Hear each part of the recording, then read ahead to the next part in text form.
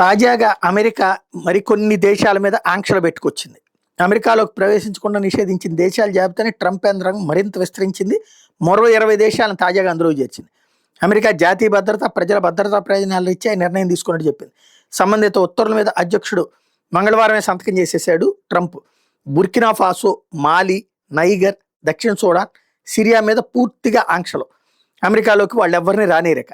మరో 15 దేశాలు Dominica, Gabon, the Gambia, Malawi, Mauritania, Nigeria, Senegal, Tanzania, Tonga, Zambia, జింబాబ్వేలకి పాక్షిక నిషేధం పరిధిలోకి వస్తాయి. వాళ్ళ పౌరులకు సంబంధించిన సమగ్ర సమాచారం పొందుపరచడంలో అమెరికా నిఘా భద్రత, ఇమిగ్రేషన్ విభాగాలను అందించడం తరచూ విఫలమవుతున్నాయని చెప్పేసి ఆ దేశాల మీద రిస్ట్రిక్షన్ పెట్టారు. పాలస్తీనా అథారిటీ తాలూకు పత్రాలు ఉన్న వాళ్ళ ప్రవేశాన్ని కూడా నిషేధించేశారు. వెస్ట్ బ్యాంకు, గాజాల్లో పలు ఉగ్రమూకలు చురుగ్గా పనిచేస్తున్న నేపథ్యంలో అమెరికా పౌరులను పొట్టను పెట్టుకుంటున్నాయి కాబట్టి ఈ చర్యని వైట్ హౌస్ ప్రకటించింది. అలాగే ఆఫ్ఘనిస్తాన్, బర్మా సహా 12 దేశాల మీద ఇటీవల విధించిన నిషేధం కొనసాగుతుందని చెప్పింది.